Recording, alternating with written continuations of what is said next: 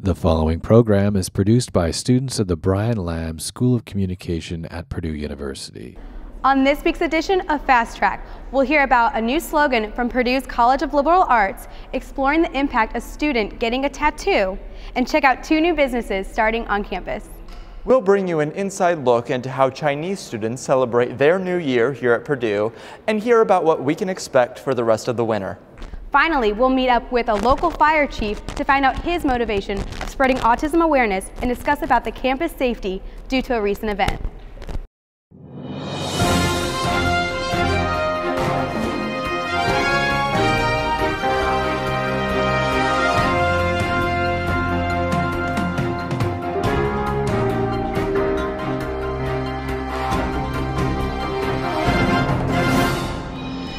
Welcome back to Fast Track. We are bringing you this week's show at the front of the lounge at the Purdue Memorial Union. I'm Ryan Strout. And I'm Jenny Strauk. Many college students may wonder which major is suitable for them and why it is. In an engineering-dominant school like Purdue University, alumni and professors are to prove that studying in liberal arts will help students succeed and make a difference. Reporter Ryan Strout brings us more on this story. Purdue University College of Liberal Arts hosted a CLA exclusive event on January 12th at the Elliott Hall of Music, unveiling its slogan, "Think broadly, lead boldly" for future college education. We were trying to find a new way to identify what we think a liberal arts education can help students do. This new tagline encourages students to have broad worldviews, to collaborate, and to take bold, courageous risks in making a difference. Thinking broadly is like, the main core of liberal arts. Purdue alumnus Kevin Mayer spoke at the event and explained how he understood think broadly and lead boldly. In a collaborative environment, you have to understand the people you're working with. So I think thinking broadly is really critical to anybody to be successful. And then on the leadership side, I think it's really just an attitude. It's an attitude to move forward, to take a leadership position, to really differentiate yourself. The value in liberal arts programs has been faced with criticism, and many people are questioning whether a college degree in liberal arts will pay off. Purdue alumnus Rusty Roof believes that students who think broadly and lead boldly will excel and succeed. He also gave an example of how technology and communication collaborate together to make a difference. Facebook's a technology of social networking. What's social networking? It's relationships.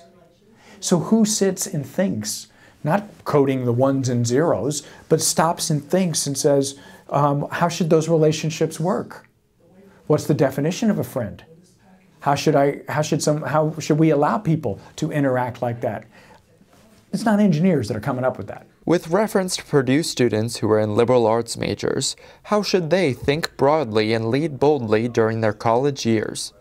Because they're studying communication or English or sociology or philosophy or the arts, that doesn't necessarily mean that there's only one career path for them, only one thing they can do. Those classes are really part of a bigger picture. I mean, you're weaving together the classes you take, your academic background. And those learnings, those experiences are what you're going to take into the workplace or into whatever discipline you try to get into. Many people think liberal arts courses are easy, relying on general lectures and an overview of information. However, Purdue's program enhances the student learning experience by offering better equipment and broader opportunities. Yeah, there's just so many opportunities, and there's so much support for what you want to do. As long as you plan out and you work hard, you should be able to do anything you want here. Liberal Arts Influentials is one of the classes that Purdue CLA encourages students to take. It features successful alumni presenting their stories to the students and helping them plan for their future. In addition to LA Influentials, Purdue CLA also provides many hands-on classes that allow students to gain in-depth knowledge and professional skills to use in their future careers. And then you say you're an acting major and they go, "Oh, I didn't know they did that." And you're just like, "Ooh, that hurts a little bit." But then they can come and see a show here and they're like, "That's really good, I didn't expect that." Or when they actually do give it a chance and come see what we do, they're impressed. They're always impressed, and that's cool to say, you know. When I was 7 years old, my mother told me that tomorrow will go a lot easier if you lay your clothes out the night before. And Purdue for me was laying my clothes out for the night before. The more you take positions of leadership, you raise your hand for an opportunity to volunteer on something, you raise your hand to take a project that nobody wants, that's showing the people around you that you are willing to go the extra mile, to work hard to actually become a leader, and that's what sets people apart. Forbes Business Magazine estimates that this generation of students will hold between 15 and 20 jobs throughout their careers. Not only is Purdue's College of Liberal Arts preparing students for this by giving them a vast array of skills to use in the future, but this new message is empowering them to do so. Reporting from Fast Track, I'm Ryan Strout. Many students today have tattoos, each with their own memory, story, and unique identity. But should students consider the possible downsides to getting tattoos before they graduate and become professionals? Fast Track reporter Jenna Wild has more on the story. Getting a tattoo is something many students contemplate. But what is it about tattoos that make them so appealing? The popularity of tattoos is rising, but can having a tattoo hinder the possibility of graduates going down certain career paths? We do get students, because I can have someone through the door, they're getting a tattoo because they're free from mom and dad now. They don't have to ask mom and dad anymore. The other person will come through my door, they want one because their beloved grandma passed away and they want something to remember her by. I think it's just to express yourself, and it's becoming so mainstream now that it's not the, bikers only get them or people that are in trouble get them. It's moms get them, grandmas get them. I mean, everyone's getting them now. It's not stereotyped like it used to be. So why are tattoos becoming so popular? I have 2 tattoos. I have a lip tattoo and then a chest tattoo. Aesthetically, they can look really cool if you're just into that, and then it's a really good way to help keep like a memory permanent on your skin. Although tattoos are a great way of expressing yourself, there are some consequences to making this permanent decision. I think there's a few things to think about. For students, particularly if you're in the process of starting your career, I think you want to think very carefully about the placement of your tattoo and think about that relative to not only yourself and where you would like to have the tattoo put, but also from your audience's perspective. And one of the key audiences for you is going to be future employers. And so thinking of it from their perspective, do they want to see that tattoo on a daily basis? Do they want their clients to see it? And then based on that, kind of make your decision about whether or not to get a tattoo, if you get one, where to place it, and what to get for the tattoo itself.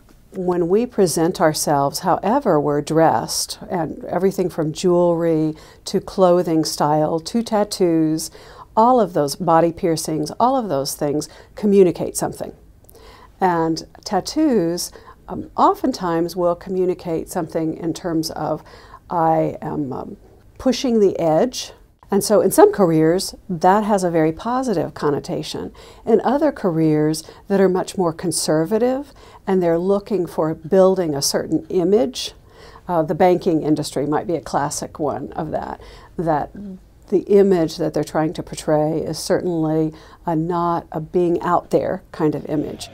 Tattoos are becoming more accepted in today's society, but if you are thinking about getting a tattoo, consider your intended career path when making that decision.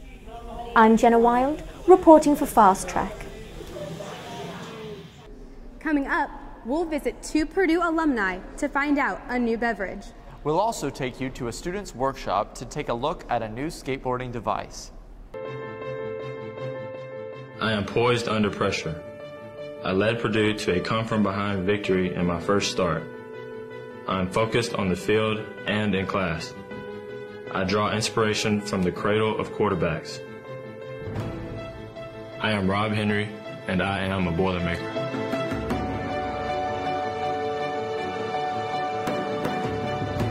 Bubble tea, also called milk tea, is relatively new to the United States, but started in Taiwan over 30 years ago. 2 Purdue alumni are bringing their bubble tea recipe and starting a new business on campus. Reporter Emily Green has more.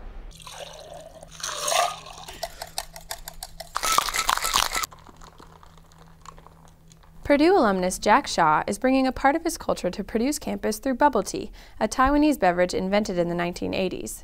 Bubble tea is known for its distinctive tapioca balls incorporated into the tea itself. Bubble tea, it's originally from Taiwan, and that's where I grew up from. And my family, my family has been in the business for a while.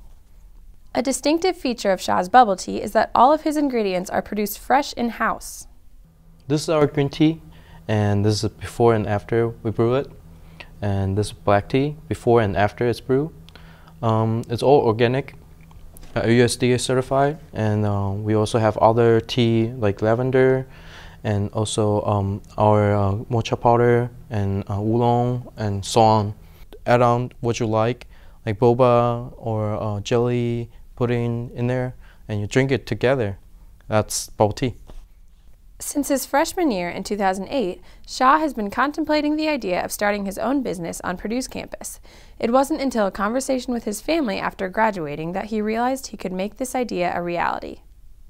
And one day, my family just brought it up again. Hey, son, remember your grandma used to sell bubble tea, right? I say, oh, yeah, they were just talking about something else and just hit me suddenly. Yeah, I can do bubble tea, I love that.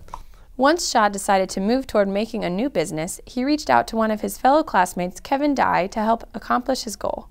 During my freshman year here at Purdue, I met Jack and became his friend quickly, and during that time he shared a dream with me about starting a small business here. When I graduated, I gave it some more thought. He contacted me again saying that he was actually doing it. So then I said, yeah, I can help you out. So that's how we got started. Currently, La Tea is primarily available through call-in delivery to the West Lafayette area. La Tea Bubble Tea Lounge, how may I help you? Another way to get La Tea Bubble Tea is through Ichiban, a restaurant on 4th and State Street in downtown Lafayette. Shaw and Dye's main goal is to franchise their business and expand across the Midwest. I know a lot of places in Midwest, a lot of people haven't heard about milk tea. That's why what my mission is. I want to promote this culture, this new drinking experience. Shaw and Dye plan to open their Bubble Tea Lounge right here in the Wabash Landing Shopping Center. While they move toward this new location, check out their Facebook page for updates and more information on how to order for delivery. Reporting for Fast Track, I'm Emily Green. Other than this new beverage, a newly developed device, the Kicker, has also become popular on campus. It attaches to any longboard or skateboard without a rider needing to buy a whole new board. What started as just a hobby has evolved into an actual product. The two developers are now taking a leap into the business world with this Kicker. Reporter Lauren Westberg visited the workshop to find out more. Nuclear engineering senior Joe Carabetta and co-founder Evan Mertz are speeding into the electric skateboard business with their invention, the Kicker, a device that can be attached to any skateboard in under a minute. Well, with the electric one, you don't have to push, or you don't have to kick anymore. It's a lot of fun because I take it around West Lafayette whenever I'm bored at night, and I can go through the streets. It feels like you're surfing. It's pretty cool. Carabetta first came up with the idea for Kicker in high school when he wanted to find a way to make his own skateboard even faster. So in high school, I had the idea for making an electric skateboard. I had no idea how to do it. So I went to a couple of my friends. They were into robotics and electronics, and I kept asking questions pretty much, just going to anyone who possibly knew anything more than I knew. A couple of working prototypes in high school, but they were really not finished at all. I mean, it worked, but it wasn't good enough. And I did it for a little bit in freshman year of college, and then I kind of forgot about it. Carabetta and Mertz met at a former Purdue club a few years ago after Carabetta had stopped working on the idea. Joe and I, we met in electric vehicle club where we did a lot of different conversions, and found out later that he was interested in doing a skateboard, and I kind of told him we need to do it. The Kicker can reach up to speeds of 20 to 25 miles per hour, climb uphill, and the battery lasts for 4 to 6 hours. A small garage off campus has housed the creation of this versatile device. Did electrify every longboard because it could literally electrify any longboard or skateboard that you would have. It wasn't just a specific board you had to buy. This idea is not the first project Carabetta and Mertz have worked on together. One of their previous projects actually involved motorizing a different kind of vehicle. Mini, what's it called? Those are mini bikes. Have you seen those before? But we made one electric, and we tightened down something too tight, and it broke. And so when we turned it on, it went, oh my God. It's also more cost effective than buying an electric board, as those can run up to $2,000. You can just take our gizmo and put it on your board. So you're not only saving money for not having to buy a whole board all over again, but it's your board, so it's way cooler. As the hobby turned into a business, they created a Kickstarter project. So far, they have sold approximately 100 models to be shipped out later this year. We have some marketing planned, but it's hard. Our best marketing tool is to get them out there. Just to get the product in people's hands and they tell their friends about it. For those interested in supporting these entrepreneurs, feel free to visit their website. People can check out our website at gokicker.com whenever they want to just see what we're doing, see the cool product we made. While the winter season isn't optimal for longboarding, hopefully in the spring and summer, we'll be seeing more students using the Kicker on campus. Reporting for Fast Track, I'm Lauren Westberg. After the break, we'll check out how students celebrate Chinese New Year and find out how the cold weather affects students. We'll also hear about what first responders should know when communicating with autistic people and what students can do to prevent violence from happening. It's all coming up next on Fast Track. We are all Boilermakers, but we're also much more. We're history makers, exploring the farthest reaches of our universe, often when strapped to a rocket.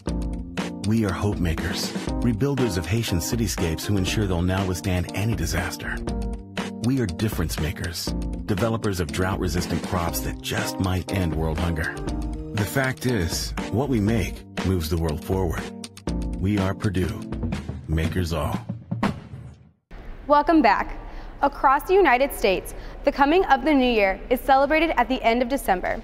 Meanwhile, over 1 billion people celebrate this holiday along with the Chinese New Year. Because of the large population of Chinese students on campus, there are many organizations integrating their traditions with American culture. Alex Kaufman has more on this story. Children in the Jiski Child Center learn about various parts of Chinese culture by participating in events celebrating Chinese New Year. This was organized by a group dedicated to promoting unity between U.S. and Chinese culture. The Confucius Institute, located here in the Krannert Building on Purdue's campus, is an organization that began in 2007 under the direction of Wei Hong, a professor and director of the Chinese language program. She has big dreams for the Chinese student body, which comprises nearly half of Purdue's international population, but she also wants the Confucius Institute's impact to reach outside the borders of campus. When we decided to do the Confucius Institute, our goal is not only the university, but also the community and also the state of Indiana. Part of her campus outreach is the Chinese New Year reception, hosted in the Purdue Memorial Union. And what the Confucius Institute does is to promote and to share our tradition with the rest of the world. So we decided to promote this event on campus so people understand us and we also learn from others. The Confucius Institute promotes Chinese culture alongside student-run organizations such as the Undergraduate Chinese Association. The members of the Undergraduate Chinese Association find comfort knowing they share a common bond with other international students. We are lucky because all of them are officers of UCA, and we get a new family, and all of them are my family and also their family. So we make this dinner together and eat dinner together tonight. Chinese New Year is rich in history and tradition. It is a celebration of the Lunar New Year and the coming of spring. This is the biggest and most celebrated holiday in China, and like how Christmas is celebrated in Western nations, these long-lasting traditions are not the sole purpose of the holiday. It's just nothing like you have to cook or have to eat some special food. It's just more like friends and family getting together and have some fun. Although things may not be the same as back in China, a strong community of friends can help students feel more at home and be a reminder of their shared culture. I suggest you to join an organization like Purdue Undergraduate Chinese Association because our organization can make you feel warm and make you will feel like a warm of a family. Celebrating this event, it means that I can feel that I'm celebrating our culture and I feel connected to our people. And it can remind me who I am. Reporting for Fast Track, I'm Alex Kaufman. People in the area have surely noticed the cold and snow we have had so far this season, and you may be wondering if this is going to continue. Fast Track reporter Gino Recchia brings us more information about how this snow is affecting Purdue students and what we can expect for the rest of the winter. Purdue students and faculty have been dealing with issues related to the cold and snowy conditions. Cold temperatures, wind, and snow are likely to be here for a while. The pattern that we've been in for the last probably 6 weeks or so has been a cold one. If you look at the jet stream, most of the flow is coming out of Canada, out of the northwest, and so typically what you'll see are a lot of fast-moving storm systems. Air masses are causing the ups and downs in temperatures we are seeing here at Purdue, and this weather is impacting students, even those from colder climates. You know, I mean, you do get used to it, yeah, but you definitely, I mean, you still feel the cold and you still got to dress appropriately. The snow has made it very difficult for girls in our house to park in their correct spaces. We had huge mountains of snow covering entire spots, half of spots. And as you know, as a student, it's very hard to find parking along the streets of Waldron and Russell, so this made it very difficult for girls to have their cars on campus. Winter in Indiana is usually associated with cold and snow, but these extreme temperatures are actually uncommon.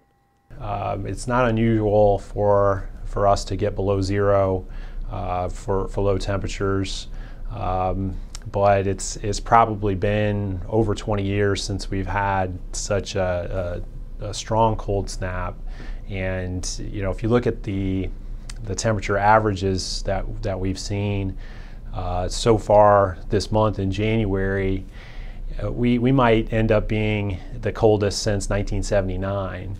Even though it's unusual, it seems the snow and cold are here to stay, and the students are learning to deal with the inconveniences. Generally speaking, as long as you just cut the wind, something like this that really doesn't let much of it through, it really isn't too bad. Wear layers. We did call a plowing company the other day on Saturday to get the snow out of our lot and into empty spaces next to our lot. So now the girls are able to park in their correct spots. The current weather pattern we are dealing with may let up slightly in the near future. However, there are signs that this may continue on for the rest of the winter season. We could definitely see some more significant snowfall events in this kind of pattern. So, you know, I don't think we're done with the below zero low temperatures. With the extreme weather we are experiencing, it is important to be informed. Twitter updates are available at Purdue Weather. Reporting for Fast Track, I'm Gino Recchia. This year's National Autism Awareness Month begins on April 1st. In order to meet the growing need for concern about autism, a local fire chief has made his goal to raise the awareness to both first responders and his community. Ellie Falls gives us an inside look into his motivation to educate. In many ways, Alex is a typical 18-year-old boy. He hates getting up early, loves his dog Maud, and spends most of his free time surfing Netflix. But if Alex were caught in a house fire, he wouldn't know what to do. Alex is autistic. Absolutely. They may not understand that it's a life or death situation, or it's an environment that could harm them. With a social disconnect or a overstimulation, their response would be maybe to go back into a burning building because that's their safe place. Chief Tim Heath is Alex's father and has made it his personal mission to make sure the first responders in the area know how to handle individuals with autism. It's out there. It's 1 in 50 people are diagnosed with autism. I mean, it's something that I think our community and our society should understand better than they do. Our responders are trained to know that at some point in time in their career they will come across someone with autism. Individuals with autism may not understand emergency situations. They may see the lights and sirens of a fire truck and not know that help has arrived.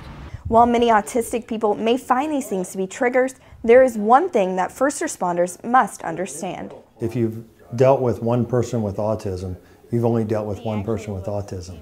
Everyone's different. They're all very individual. They have their own tics and things about them that are different. The chief's own son has been around firefighters his whole life. While the bright lights and loud noises may not trigger him, He could lash out if it was any other emergency personnel. If you approach them and you get in their personal space, some of them don't really like that. There's the potential for them to lash out or strike you. Kicking is a big thing, and so we try not to straddle that person so they don't kick us. For them, it's okay for them to approach us when they're ready. We don't necessarily want to approach them and get in their space. Many people with autism don't understand social cues, which can be a big problem when trying to communicate with them during an emergency. Alex has adapted to his disorder and uses a mixture of signs and limited words to be heard. Social cues are harder for some people with autism. Some people are very social who have autism. I, for one, have a son who's very social. He loves to say hi, and he'll say, "Where did it go?" And he signs. So we sign a lot at our house, and that's his form of communication. He's kind of adapted his own way, and the people around him understand what he's communicating. Some of our biggest fears are when he gets older and I'm not around anymore, who will take care of him then, and what will happen to Alex. And it's this fear that motivates Chief Heath to teach others about the challenges of autism. This is Ellie Thalls reporting for Fast Track. In recent events involving a fatal shooting on Purdue's campus, students have been left wondering what procedures can be taken to protect themselves and others in preventing further tragedies. Alexandra Johnson has more on what can improve campus safety. On Tuesday, January 21st of 2014, there was a shooting on Purdue University's campus. Many students were uninformed of the situation and unsure about how to proceed with their day. I know there was a mass text message that got sent out, but I also know there were a lot of people that didn't get a text message and found out through other people and were unsure of the situation. Police arrived on the scene within minutes to handle the situation. The Purdue police have a routine procedure they go through, but students are unsure they could have done anything to prevent the shooting from happening. There weren't any warning signs. It's not like the guy had done anything to aggravate the shooter. I think the response time was probably one of the best things they had going for them. Obviously, it's very sad that he died, but I don't think there was much they could have done beforehand to prevent it.